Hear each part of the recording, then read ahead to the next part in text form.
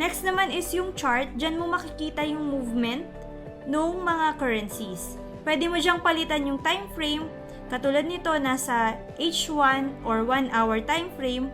Tapos, para makapag-place ka naman ng trade, punta ka lang dun sa trade. Pindutin mo yung plus sign sa top right. Piliin mo yung currency na gusto mong i-trade. Tapos sa taas, yan yung lot size na gagamitin mo sa trade mo. So, depende dun sa balance ng account mo, dun ka magde-decide kung ilan yung lots na gagamitin mo.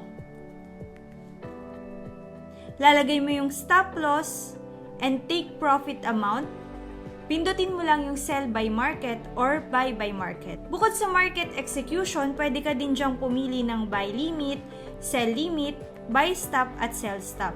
So, yung part na yon, pag medyo advanced trader na kayo. So, that's it.